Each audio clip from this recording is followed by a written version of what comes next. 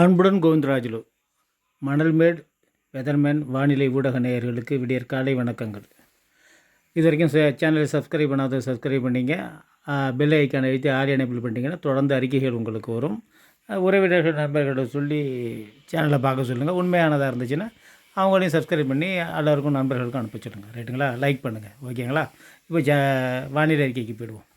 நேற்று தென் மாவட்டங்களில் பரவலாக மழை. அதாவது இந்த வடகிழக்கு பருவமழை முன்னோட்டத்திலேயே நம்ம சொல்லியிருப்போம். தென் மாவட்டங்களில் இயல்புக்கு குறைவிலான மழை அப்படின்னு சொல்லிட்டு கடற்கரையோர மாவட்டங்கள் எஸ்பெஷலி மாவட்டங்களில் வானிலை மையம் சொல்கிறப்பே இல்லை இருக்கும். ஏன்னா ஒரு சுழற்சி பாஸ் ஆகி போகிறப்ப தென் மாவட்டங்களுக்கு மழை பெய்யும்னு சொல்லிட்டு இப்போ காற்றுக்கு விதல் அங்கே ஏற்பட்டு கடுமையான மழை. ராமேஸ்வரத்தில் 24 மணி நேரத்தில் 41 சென்டிமீட்டர் மழை, 41 சென்டிமீட்டர் மழை பெஞ்சிருக்கு. இது சில ஊடகங்கள் மட்டும் அதை பெருசுப்படுத்தியிருக்கு. கிட்டத்தட்ட அது மத்தியானம் 1 மணிலேருந்து ஒரு 4 மணிக்குள்ளே கிட்டத்தட்ட 30 சென்டிமீட்டர் மழை பெஞ்சிருக்கு. ரைட்டுங்களா? இதெல்லாம் மேகவடிப்பு மழையில் தான் சேரணும். அது என்ன டிசாஸ்டர்ஸில் போய்டுன்னு சொல்லிட்டு ஏதாவது அதை இது பண்ணுவாங்க. ரைட்டு. ஆனால் அங்கே எப்படி இருக்கும் நிலமை? ஏன்னா பக்கத்தில் கடல் இருந்தாலும் அந்த வயல்வெளி தண்ணியெலாம் உடனேலாம் வடிகிறதுக்கு வாய்ப்பு இருக்கா? நல்லா யோசனை பண்ணி பாருங்கள். அதனால் வானிலை என்பது ஒரு கணிக்க முடியாமல் போயிடுச்சுங்கிறதுக்கு இதை விட ஒரு பெரிய இது தேவையில்லை. 41 சென்டிமீட்டர் மழை. அது ஒரு மேக வெடிப்பு மழை தான். அது கிட்டத்தட்ட 3 மணி நேரத்தில் 36 சென்டிமீட்டர் மழை பெஞ்சிருக்கு. அது இன்றைக்கி நியூஸ் சேனலில் பார்த்தேன். இது சென்னை பக்கம் இருந்துச்சுன்னா பெருசாக ப்ரொபகண்டா பண்ணி வச்சுருந்துருப்பாங்க. அங்கே தண்ணி வடிஞ்சிருக்காது, அது ஒரு பிரச்சனை. இது கடற்கரை ஓரத்தில் இருக்குங்கிறதுனால, ஒரு கடை முக்கில் இருக்குங்கிறதுனால அதையும் அவாய்ட் பண்ணுறதுங்கிறது தப்பு. ரைட்டு. இப்போ நம்ம என்ன சொல்ல வரணும், இப்போ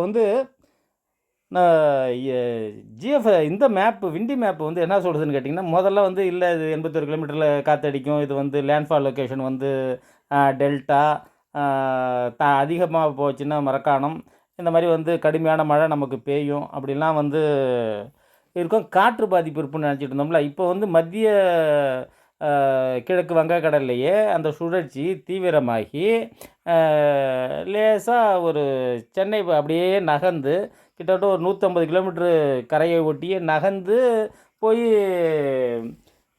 சென்னை கிட்ட காஞ்சிபுரத்துக்கிட்ட இது லேண்ட்ஃபால் ஆகிறதா ஒரு இசிஎம்எஃப்பும் ஜிஎஃப்எஸும் இசிஎம்எஃப்பும் மரக்காணத்தில் கரையேறதா காட்டுது.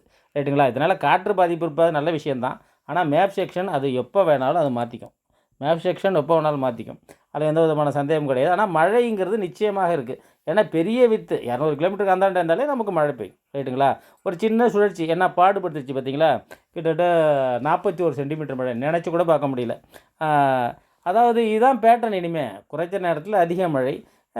அப்படியே இந்த மேகம் 1 லிட்டரு தண்ணி எடுக்கிற மேகம் 1.5 லிட்டர் தண்ணி எடுத்துகிட்டு அப்படியே ஊற்றுதுன்னு சொன்னார்ல சார், ரவிச்சந்திரன் சார், புவியியல் ஆராய்ச்சி மையம் டெல்லியிலேருந்து. அவர் சொன்னது தான் இது. ஏன்னா இதில் நம்ம இதெல்லாம் ஒத்துக்கிட்டு தான் ஆகணும். இதை வாழ பழகிக்கணும்னு நினைக்கிறேன். மழைனாலே இப்படி தான் பெய்யும்.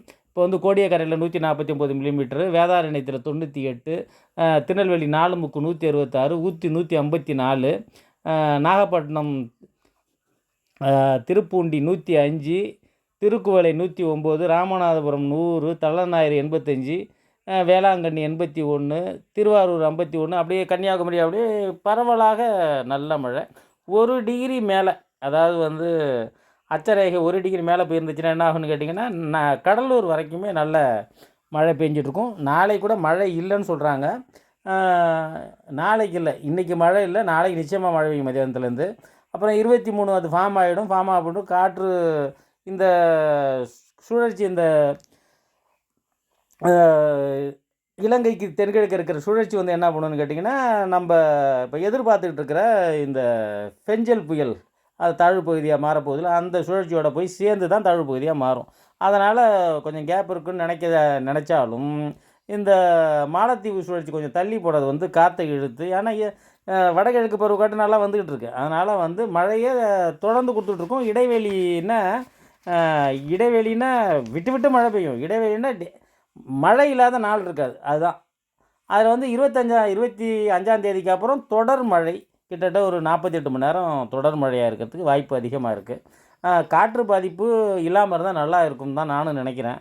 பார்ப்போம் என்ன நடக்க போகுதுங்கிறது பொறுத்து பார்க்கணும். ஏன்னா மேப் செக்ஷன் அது எப்போ வேணாலும் மாற்றிக்கும். இன்றைக்கி 21, 23ஆம் தேதி தாங்க ஒரு நிலைமைக்கு வரலாம். இது இப்படி தான் சொல்லிட்டு அது வரைக்கும் முடியாது. ஏன்னா வானிலை வந்து பயங்கர மாற்றமாக இருக்குது. இது வந்து தென் அரைக்கோளத்தில் வந்து ஒரு புயல் ஒன்று உருவாகியிருக்கு. அதனால் கூட மாற்றங்கள் நிகழலாம். அதுவும் இல்லாமல் 27ஆம் தேதி 28ஆம் தேதி இது வந்து டெல்டாவிலேயோ சென்னை அருகிலேயோ இது லேண்ட்ஃபால் மரக்காணத்திலோ லேண்ட்ஃபால் ஆகிறப்ப நம்ம மியான்மர் கிட்ட மேற்கு வங்கத்துக்கிட்ட இன்னொரு சுழற்சி வந்து அங்கே லேண்ட்ஃபால் ஆகுது. ரைட்டுங்களா? ரெண்டும் அட்டை டயத்தில் ஒரு இடத்துல இங்கே ஒன்று லேண்ட்ஃபாலு, வடக்க ஒன்று லேண்ட்ஃபாலு, தெற்க ஒன்று லேண்ட்ஃபால். ரைட்டுங்களா? அந்த மாதிரி வந்து நிகழ்வுகள் வந்து மாறி இருக்கிறதுனால இதனுடைய நிறைய மாற்றங்கள் அதுதான் பாருங்கள். நான் வந்து இது வந்து டெல்டா கிட்ட ஒன்று லேண்ட்ஃபால் ஆகுங்களா மரக்காணத்துக்கிட்ட, இது வந்து மியான்மர்கிட்ட அது ஆக்சுவலாக போகணும். இது இது வந்து மாறுதலுக்கு உட்பட்டது தான். கொஞ்சம் 50 கிலோமீட்டர் 60 கிலோமீட்டர் முன்ன பின்ன இருக்கலாம். ரைட்டுங்களா? இது தமிழ்நாடு கரைங்கிறது ஒரு நீண்ட கரை. அதனால் வந்து எங்கே வேணாலும் லேண்ட்ஃபால் இருக்கலாம். ஆனால் மழைங்கிறது நிச்சயம். ரைட்டுங்களா? இப்போ வந்து காற்று பாதிப்பு இல்லாமல் இருந்தால் நல்லது. இன்றைக்கி காலையில் கூட ஒருத்தர் சொன்னார், இதெல்லாம் எங்கேயும் பெருசாக இல்லாமல் வந்துடாதுங்க, எல்லாம் மாறி போயிடுங்க அப்படின்னு சொன்னார். அந்த மாதிரி நடக்குமோன்னு தெரியல. ஆனால் ஒன்று இதை விட்டுச்சுனாலும், ஏன்னா நான் எப்போதுமே சொல்லுவேன் 4 5 கல் இருக்குது, அதில் ஏதாவது ஒரு கல் அடிச்சிடும் அப்படிங்கிறது தான் பயமே. 2 கல் வச்சுட்டு இந்த கல் மிஸ் ஆகாது, ஓரளவுக்கு லேசாக பட்டு தான் போகும். அடுத்தது வந்து ஏன்னா மழையை கொடுத்துரும். மழையை கொடுத்துச்சுன்னா ஓரளவுக்கு மழை டெல்டாவில் இன்னும் பம்பு செட்டு ஓடிட்டு தான் இருக்குது. ரைட்டு. ஒரு அளவுக்கு இப்போ தான் கொஞ்சம் குறைஞ்சிருக்கு தெற்கு டெல்டாவெலாம். வடக்கு டெல்டாவெலாம் மழை பெரிய மழைலாம் ஒன்றும் இல்லை. அதனால் வந்து போதுமான மழையை தரும் இந்த நிகழ்வுன்னு நினைக்கிறேன்.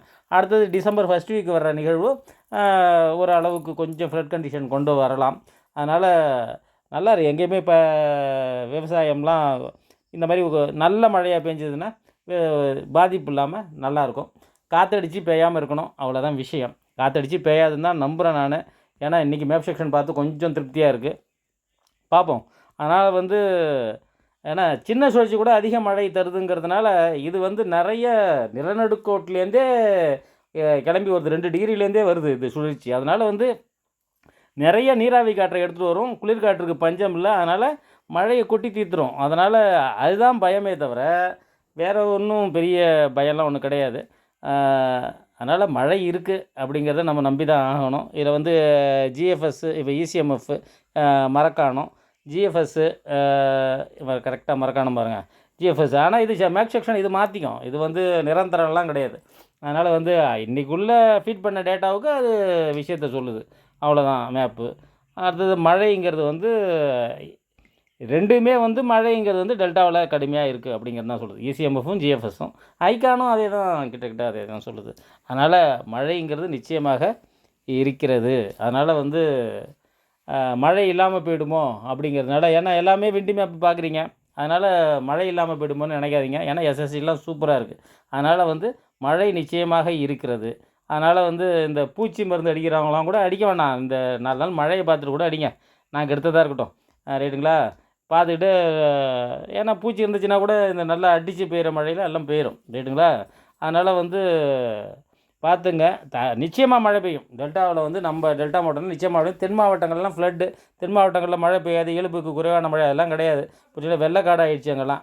ரைட்டு. மத்திய மாவட்டங்கள், மத்திய மேற்கு மாவட்டங்கள் அதெல்லாம் வந்து வடக்கு மத்திய மாவட்டங்கள் எல்லாமே வந்து இந்த சுழற்சியால் மழை பெறும் தான் நினைக்கிறேன். ஏன்னா இந்த சுழற்சி கொஞ்சம் மரக்காணத்துக்கிட்ட போச்சுன்னா மத்திய மேற்கு மாவட்டங்களுக்கும் நல்ல மழை இருக்கும், நிச்சயமாக மழை இருக்கும். திருவள்ளூர் வரைக்குமே நல்ல மழை இருக்கும். அதனால் இது அப்படியே மத்திய மாவட்டங்கள் வழியாக போய் அப்படி சுழற்சி காற்று சுழற்சியாக மாறி தான் போகும். போகிறப்ப அது வந்து நிச்சயமாக வந்து அரபிக்கடல் வரைக்கும் போகிற வரைக்கும் நல்ல மழையை கொடுத்துக்கிட்டு போகும். எல்லா தமிழகம் எங்கும் மழையை கொடுத்துட்டு போகிறதுக்கான வாய்ப்புகள் அதிகமாகவே இருக்குது. அதனால் வந்து மேப்பை பார்த்து ஒன்றும் ஐயோ மழை இல்லாமல் போயிடுமோ அப்படிங்கிற பயம் எனக்கு கூட கொஞ்சம் இருந்தது. ஆனால் அப்படிலாம் கிடையாது.